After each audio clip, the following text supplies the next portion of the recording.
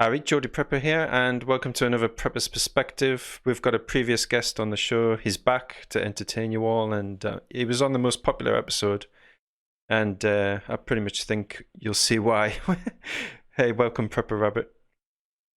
Hey Jordy, how's it going? It's going pretty good. How are you? I'm good. I'm good. If I was any better, I'd be twins. And what's been happening since you were last on the show? Because it's been just over a year now, so I see that you've moved and you got your own place, so why don't you just give us a quick update and then talk about your property and what you're doing with that? Well, I sold my house, and a fellow that's in my prepper group and I got together and bought 18 acres in Middle Tennessee, which is that's considered the plateau. And I went to a place called Masterbuilt. Let me back up. I hear people say, if you don't build your own cabin, you know, uh, if you have internet or whatever, you're not a true off gridder. Well, as long as I've got money, I'm going to pay a professional. So I went to a place in Crossville called Masterbuilt, and I spoke with Micah and Daniel Math, and they built me a cabin. It's 18 by 48, and they built the shell. I still have to insulate it. I'll have to wire it for solar. When I get the well in, I'll have to plumb it myself and do those types of things. But I've been out on my property and just doing the normal stuff. I'm kind of like a kid in a candy store. So it's a completely new experience getting your own land and getting that master built home. It is. I'll tell you though. I did a lot of research. I looked around at all the different companies and decided I would go with Masterbuilt simply because they use premium products, their workmanship, uh, right down to the detail. And when I went in and I talked to Micah and Daniel, it's a family business. It's a mother and I think five brothers. We talked for 2 or 3 days before they even started on my building, and down to the finest detail. They listened to everything I had to say. They asked me all kinds of questions. How I wanted it laid out, what kind of windows I wanted, what kind of roof I wanted. We talked about everything, and I'll tell you something. Even in the South where I live, it's hard to find people that are so in tune to detail and that listen to what you want. And they were just phenomenal. And I know I sound like a commercial for them, and I'm not getting paid, trust me.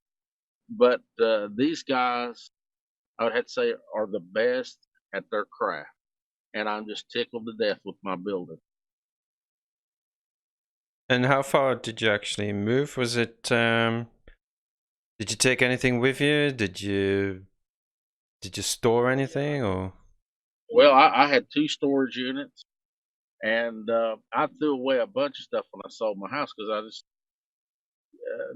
I downsized. I went from 1,300 something square feet to 760, I think 768 or 728 with the loft. It's really not a true loft, it's storage. With that, I have 1,000 square feet. And so, yeah, I got rid of quite a bit of stuff. I'm just now, I just now got everything insulated. It still doesn't look like a home. Uh, it's just like I say, it's just an empty shell. It's insulated. And I've been sitting around and thinking, okay, I'd like to do this or I'd like to do that, and trying to tweak everything in my mind because in my mind's eye, I can see the outcome. And yeah, I'm just excited. I know I sound like a babbling idiot, but it, when I was married for many years, and now being single, and being able to do what I want to do, it's cool. It's a really cool experience. And anyone who's thinking of doing the same or a similar thing, like get some land and get a property, what tips would you give them? Like what advice before they do it and like during? Well, I tell you what, the gentleman I bought the land with, uh, we'll call him Tennessee Prepper for security reasons. Yeah. We looked at property for about 2 years, back and forth, and I knew the divorce was coming, and I had a little bit of time, like I say. So I started looking, and we looked for a long time. And in East Tennessee, you can get a lot of cheap land, but it's vertical, and it's kind of hard to farm on vertical land. So we came to the plateau and got to looking around, and we might have looked at, I don't know, half a dozen piece of property, and fairly quickly found what we wanted. Now, Tennessee Prepper, he's a single guy. He's divorced. We're both divorced, just not from each other.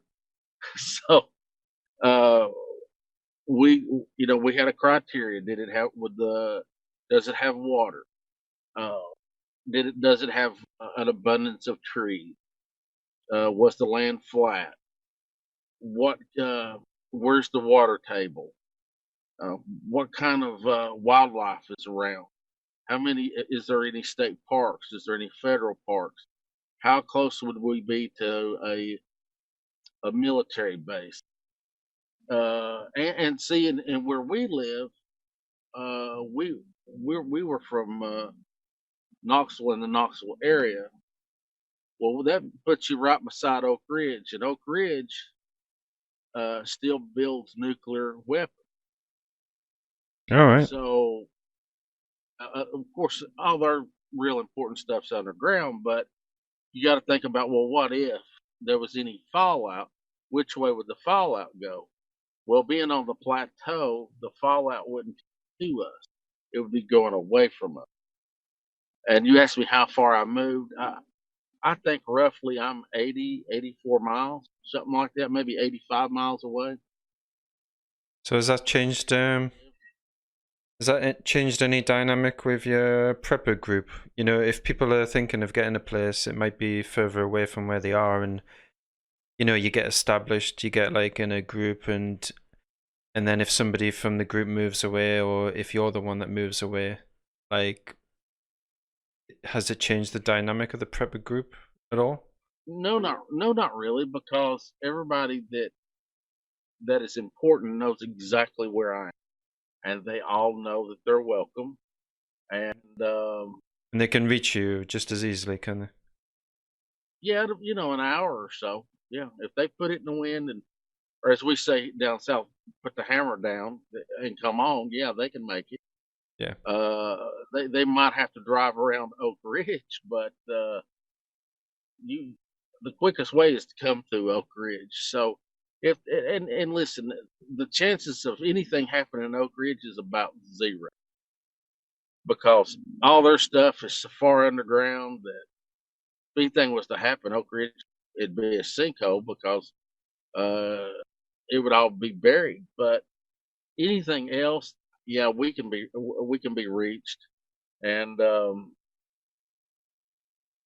So would you say, like, if somebody's thinking of getting their own land, they should definitely be aware of what's in the area that they're planning to go to, like just as important as what it should, that they know what's happening in the area that they're in right now.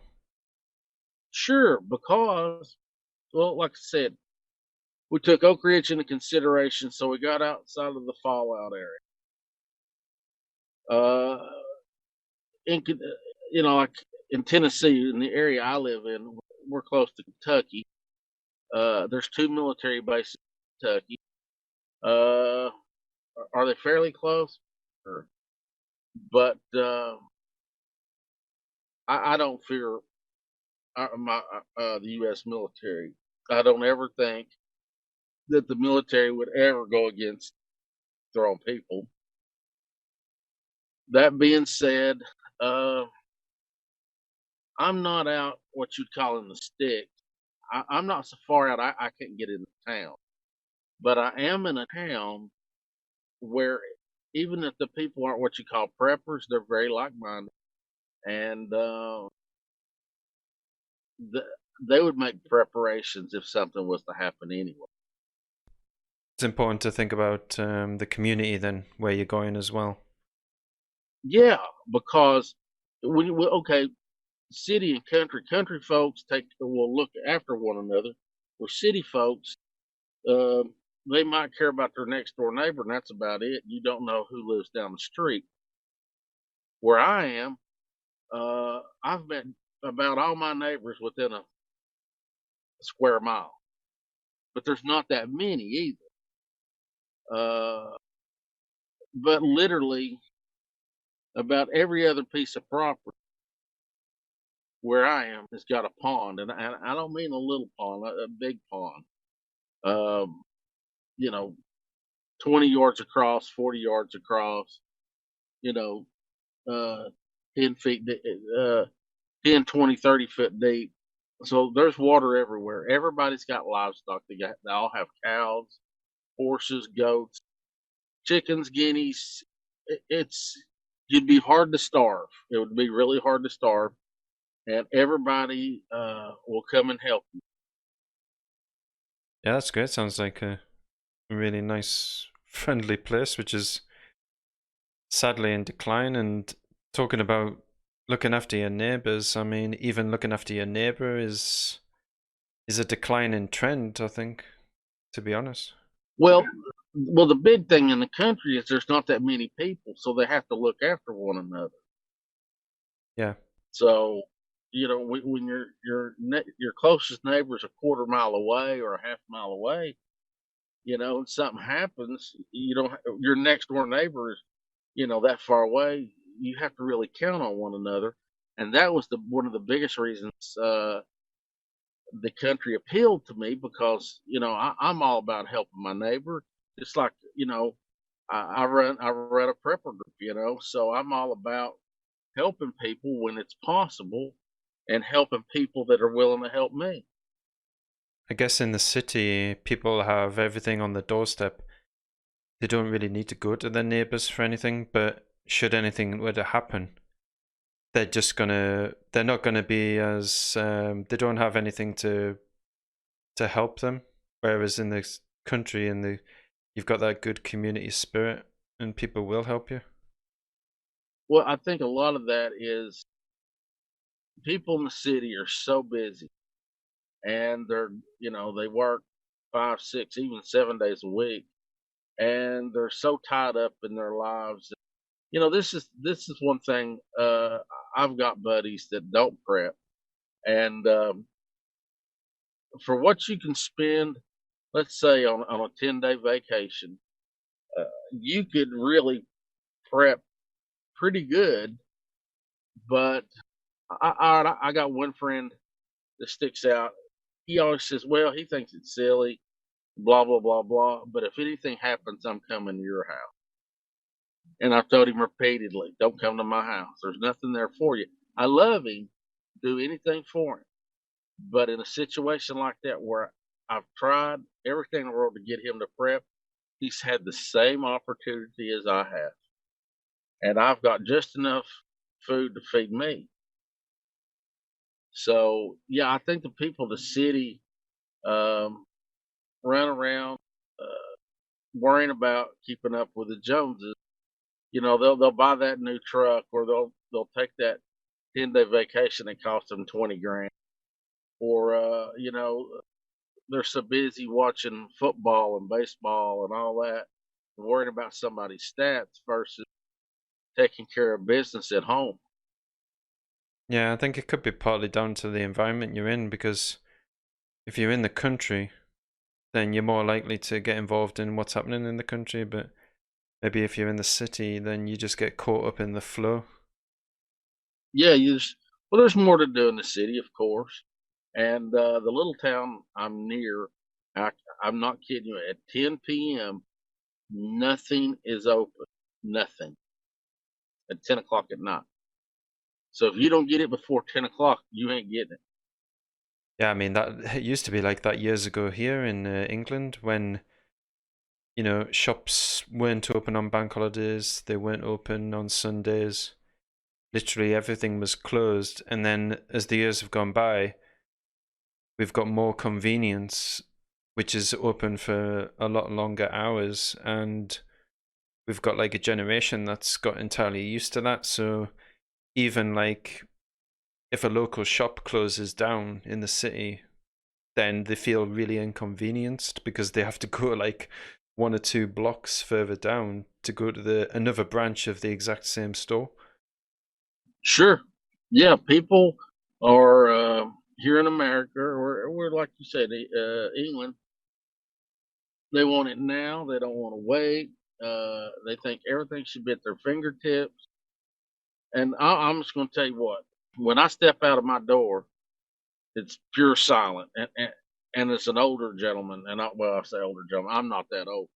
But when I was younger, the country didn't appeal to me. But now that I've gotten a little older, silence is worth a whole lot. And one of the coolest things is at night you can hear all the not birds, bugs making whatever noise they make, and it can be deafening, but it's really cool. And the other thing is, when I look up, I can see all the stars, and in the city you can't do that. So being in the country on my property is very enjoyable. And do you think, because obviously if you've got your own land, you've got a property on there, and you've got obviously got a vision for the land, and I'm guessing that's going to be more self-sustainable. So, what sort of plans have you got to, live off your land? Well, first off, we got to get a well put in, and we're gonna have to put in solar.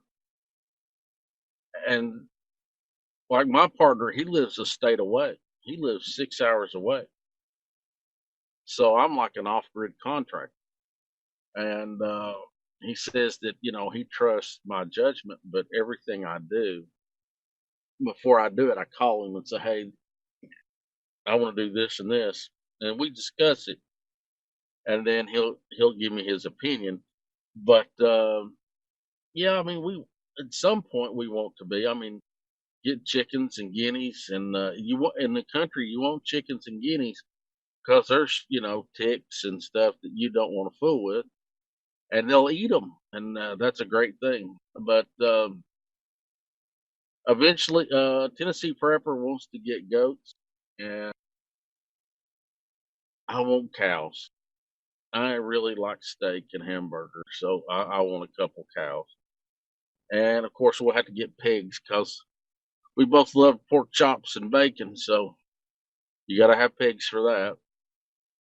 And yeah, I mean, we both kind of have a vision of what we want, and our vision, as a rule, we're pretty much we think the same way. So it's easy to buy a property with someone that you pretty much have the same vision with. Yeah, that's got to be really important as well. Like if you're going into something, you have the similar vision and you're both going to make it work. Or in any group, that you're going to make your goal work. So in like a prepper group, you got to have each other's backs and be there, I guess. You do, and everybody says, "Well, diversity is a good thing." Not when you're buying property. It's not a good thing. You both, how many of your partners you got? Everybody has to be on the same page. Everybody has to agree, and if you don't, it's going to be heartache. Yeah, and you wouldn't want to go into something, with even, a little bit of discord within the group, would you? No, no, you wouldn't, and especially if something was to happen. Uh, if you got a little bit of a problem, that only multiplies it. So if you can't, you know, get into like 100% agreement or close to 100%, you're gonna have trouble. And I'll tell you what, like in our prepper group, I'd bought some cards, like playing cards that has scenarios on the back from Southern Prepper One, and he's got a great channel. Check that out. But it's different scenarios, and you sit around in the room, and people read the scenario, and then they tell you what they think, and you listen to the next guy and the next guy. And one of the scenarios that sticks in my head, and I'll run it by you. You tell me what you think.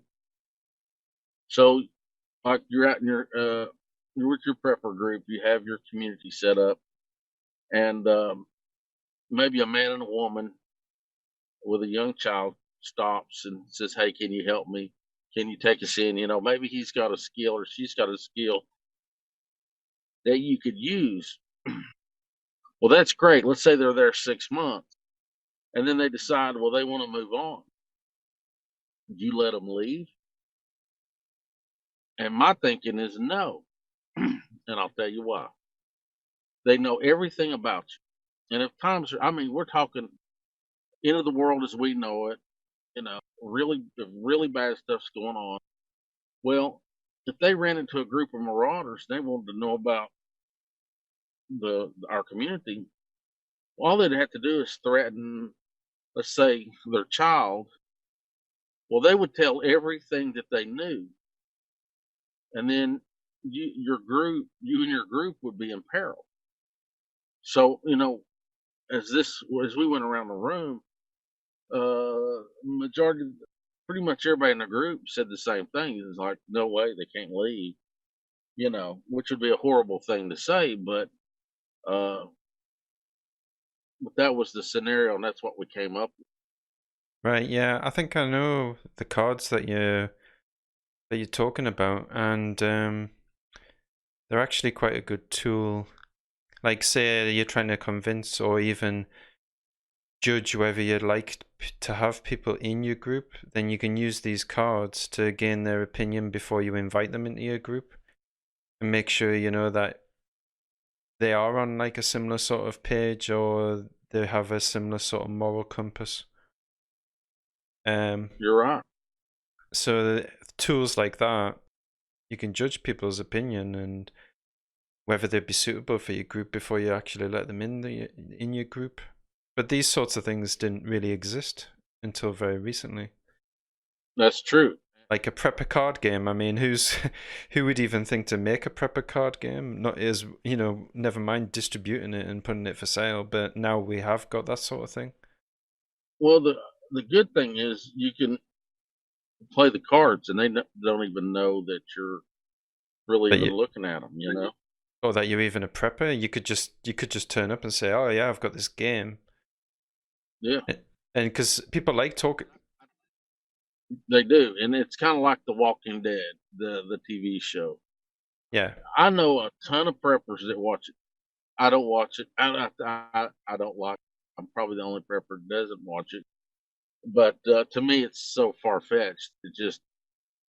It bores me. But yeah, you play everybody kind of like, oh, it's The Walking Dead, and they'll play, and you can sit back and listen to them talk. yeah, Oh, Joe over there, he'd be a marauder. Well, I don't want to deal with anybody, because times would be hard enough without, basically a criminal. And, or you can listen to Joe's wife, whoever Joe is, but, and she might be as good as gold. yeah. So, yeah, I think it's a good tool. And even if people aren't into prepping or are preppers themselves, I think people like the general public, they've got like a fantasy about whether if the world does end, what they would do and what they'd be like, and you might be able to weed out the fantasists from the people who have got like more of a grounded perspective on what they would do in an emergency. Yeah, and the big thing is, um, Men have testicles, and since they have testicles, they think they know everything and they can do everything. And unfortunately, that's not true. And guys will go out and they'll buy $1,000 uh, set of body armor. Maybe plate or Kevlar or whatever, and they'll go out and buy $1,000 rifle and all this gear, and they don't know from Shinola. Excuse my French. And it's sad, I have found that women, as a rule, tend to be better preppers than men. In what aspect? Like in all aspects? Oh, they train better, they listen more, they're there to learn. They're not Yeah. there to, beat their chest and talk about how bad they are. I've taught several women to shoot. I'm gonna tell you right now, a woman that listens, and most do, they can outshoot men all day long. The last girl I taught how to shoot, she could keyhole her shots. You know what that means, Geordie? Keyholing? I guess put them on target every time. Put them back through the same hole. Yeah. And that's hard. I mean, I shoot fairly good. I can't keyhole. I can't shoot a hole in a target and then shoot another one right through the same hole. Yeah. And she could pretty much do it every time. And which, made me feel good on one hand, but it was intimidating on the other. But no, women, I think, are better listeners. They're better at multitasking. They're more interested in learning, and they might not be as strong and all that, but overall, I think they're better preppers than men. Men focus more on gun. Women focus more on everything else. But of course, traditionally, that's a relationship which has worked out throughout the ages, but, of course, there are things which are in society right now, though, unfortunately, which break that relationship down. And because the male and female and what they're good at, and the other one makes up for ones which the other one isn't good at. Sure. It's yin and yang, it's not a black and white separation. One side's good at this and the other side's good at that. It's a symbiotic relationship, which is why the yin and yang symbol is the way that it is. It's not just a clear-cut division. It's not just a clear-cut division. The other side complements the other side.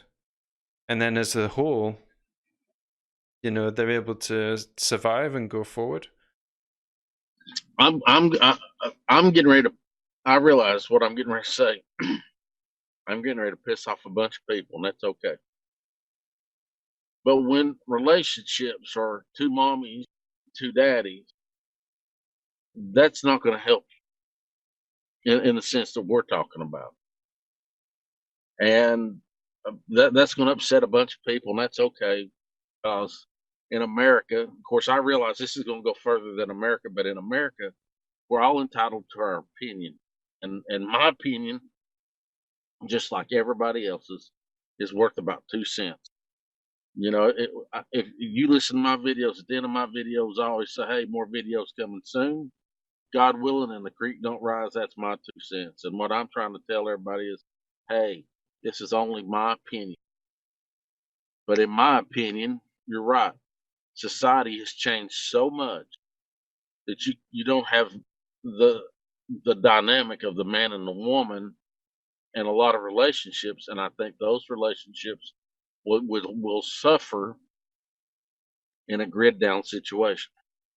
Yeah, because when you're growing up, the family dynamic has a huge part on your psychology, and how you view things and your perspective on life, and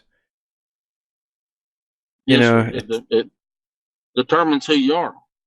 It does, yeah. And I mean, I think preppers are more open to discussing things, and everybody's entitled to their opinion. And if somebody disagrees with it, then you can talk about it in a grown up manner and discuss it, which is how a healthy society should work.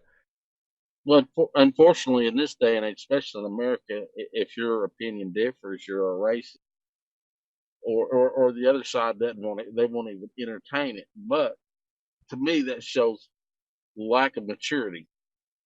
And the younger generation hasn't matured enough yet to understand that this is how life works. So if the maturity of society is going down, getting worse, it's not prepared for things, which a generation ago would have been more prepared for, then what what's going to happen to this generation then? They're going to die in uh, in a grid down situation. They'll perish. Because when Wi-Fi, let's just take the internet, like Wi-Fi goes down, you see the internet light up, you know, we've got a whole generation of people who, if there's Wi-Fi goes down, it's the end of the world. So Oh yeah, they lose their mind. Sure. they're not going to be able to cope with the standard things that go wrong. They haven't got the mechanism there to cope with more serious, actually serious situations. So No, they don't. I listen. I can tell you, growing up, um, until I was about 15, we didn't have central heat and air. In the South, everybody left their windows up and had fans. You turn off air conditioning, young people will lose their mind because they don't know how to act. yeah, and these comforts are the ones that are going to go first in an emergency. Like, even like if there's a power cut, um, all of these little things that they take for granted and depend on, they're not going to be there. No, it's not. Next month in August, uh, in Tennessee, uh, temperatures will, probably break it. Well, we'll break 100 more than likely, and the humidity here is about 100%. Now turn off the air conditioning. Oh Lord, kids would they wouldn't know what to do. You know, I can remember as a young teenager, you'd take a cold bath and hop in bed and pray uh, that you could go to sleep while you were still cool, while you were still wet. And if you didn't, you're going to suffer. So kids today, no way. Uh, they won't make it. How do we fix it? I mean, is having a YouTube channel and presenting prepping, do you think that's actually helping people like the younger generation, or do they just think that No. Well, okay. Tell me this: when you check your analytics, what is the age group that's watching you? predominantly it's people over 30 or and above? I can tell you in the U.S., 45 to 55, and I think 60 and up. Now that's who's paying attention in the U.S. Okay, and what do I really think? I don't know if that's really good enough for this interview, but I'll church it up for you. The herd will probably get thinned out. That's about as good as I can keep it, if you know what I'm talking about. Oh yeah, and of course, I mean that's happened. That's happened many times throughout history. Really, it's a natural cycle. But I think what we're heading towards, It's called natural selection. unfortunately, I think we're heading towards a possible situation where a great deal of humanity is going to suffer for maybe not very long time, or perhaps it might be an extended period of time. They're going to suffer because they're ignorant of the ways of their ancestors and the skills and the knowledge that they had, and that they show no interest in. That's a whole lot nicer than I'd have put it. But yeah. Well, Geordie, I feel like in my nation, in the United States, that we are headed for civil unrest. The presidential election with the Antifa and the liberals or the socialists, what you want to call them, they're going to keep pushing or harm somebody, and God forbid somebody gets killed. Because if that happens, I'm fairly certain that will be in a sense, the downfall of our great nation, because we will go into civil unrest, or I hate to say it, but some type of civil war, because I believe the conservative party at this point, which are the older people as a rule, won't stand for it. And that'll be the undoing of our great nation. And, there's not enough police or military to stop it, nor would we tolerate if somebody was to put boots on the ground inside the U.S.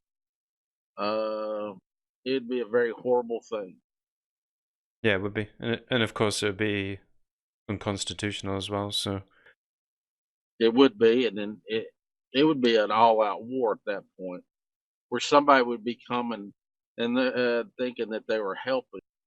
Uh, it would become it'd just be an all-out war, and with the average people. And I'm just going to tell you something. In the South, as a rule, and we people joke about this, but everybody says, well, if you got one gun, you usually have a dozen. And I think I read an article a year or so ago, and I don't remember how many guns they say there are in the world, but the majority of them are here in the United States. And America's rifle nowadays is the AR-15, and a lot of people have them. They have more than one. And here in the U.S., buying ammunition and guns is no big deal. So people have lots of it. So it wouldn't be good. So I'm hoping God intervenes really, and our country settles down. and of course your plans for your land, are they to help you weather that potential storm? If it does come. Yeah, that's my Alamo, and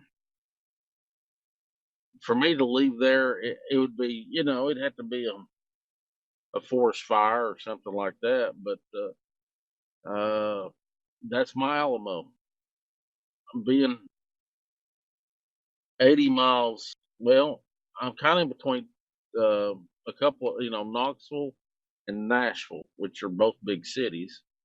Um, I'm kind of in the middle, and I'm hoping it passes me by, because I am a Christian, and I don't want to have to get involved if I don't have to. But you will stand if you have to. Oh, sure thing. Yeah, I mean, if you bring the fight to me, I'll take it to you. Uh, no, I'm not a conscientious objector. I'll fight if it comes. Sure. I was born. I was raised in my family. You stand up for the Constitution. By all means, you stand up for your religious beliefs, God, and family. It's God, country, and family, and that's just the way it is. And if I have to give my life for my way of life, sure, I do it.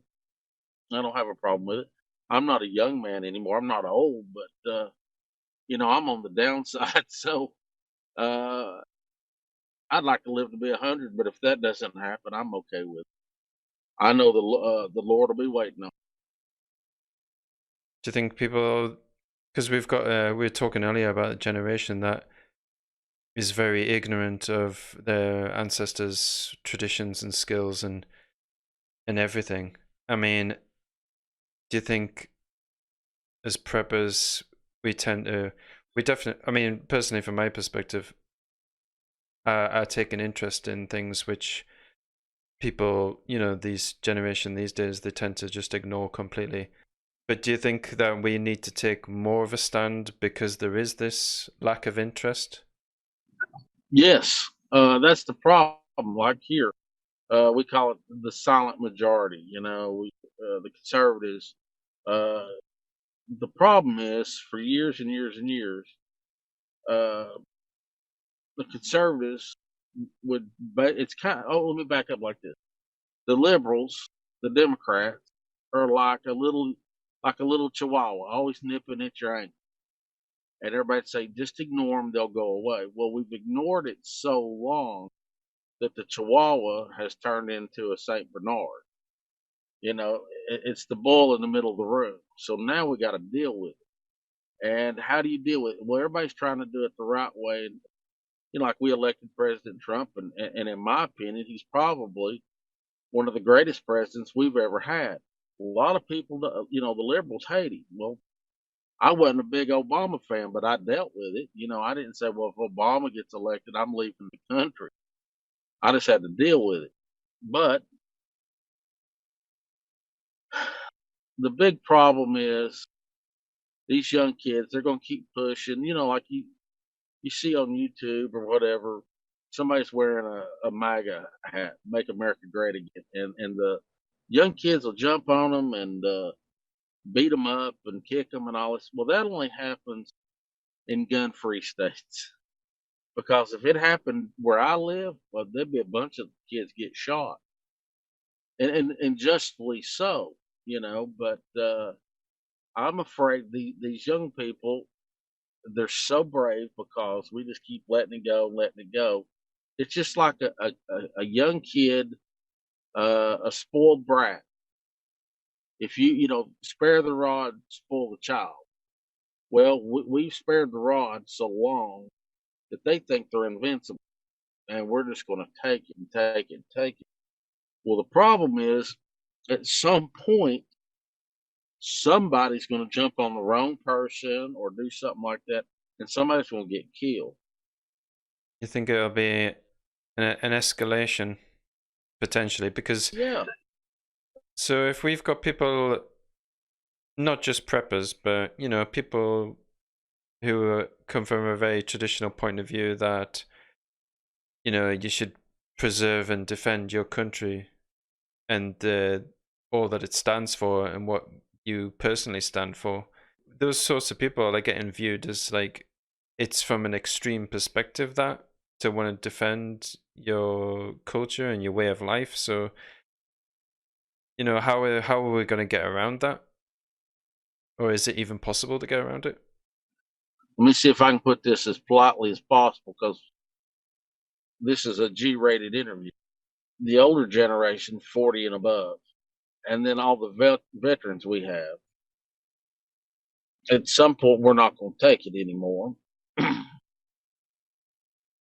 and we'll start. It'll go from standing on your soapbox and voting. The people will start taking the law into their own hands. And the problem is, on either side, if somebody gets killed. So we were talking earlier about the younger generation. They seem to have lost sight of the skills, the traditions, the sense of community, and then obviously this has bigger implications for a nation and a country and the whole world really. So what is it that we can teach the younger generation? Like how do we confront this this belief that anybody who's trying to defend a way of life is in some way some sort of an extremist? Like how can we teach them to get back on the course which ultimately preserves a nation? It would have to go back, in my opinion. You need to put, I'm speaking about being in the United States. You need to put prayer back in school. Teachers should be able to spank the kids. Parents should be encouraged to spank the kids because without, like spanking, without consequence, you can do anything you want. And the other thing is, here in the U.S. nowadays, just because you play a sporting event or just because you show up, you should get a trophy. No, the losers have to go back and practice and try harder. The winners get the trophy.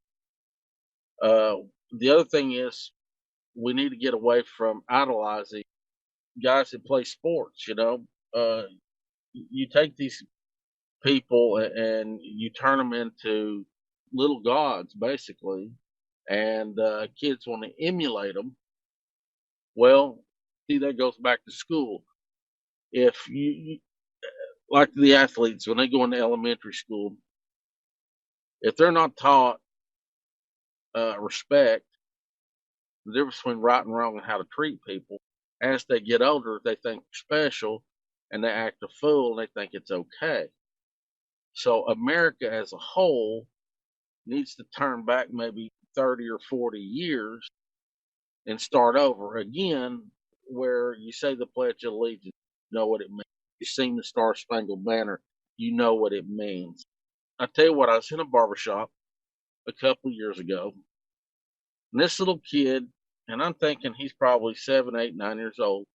He knew some guy's stats, some sports guy's stats, but he didn't know the Lord's Prayer. He didn't know the Pledge of Allegiance.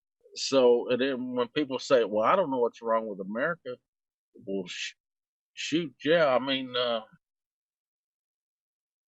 that's what's wrong with America. The importance of things that matter have been pushed to the side, and it's the parents' fault. It's society's fault. I heard a politician say several months ago, somebody's kid didn't belong to them; it belonged to the village, to everybody. No, your children don't belong to the village. Your children belong to you, and it's your responsibility to teach your children how to be good adults, and people don't do that anymore. And then they wonder what's wrong with the young people today. Okay, well, certainly things for people to think about, and it was really interesting hearing about your property, and I've seen some of your videos where you've been talking about the process and people that have helped you. So would you say overall it's been a positive experience, just in closing? Yes, sir, I would.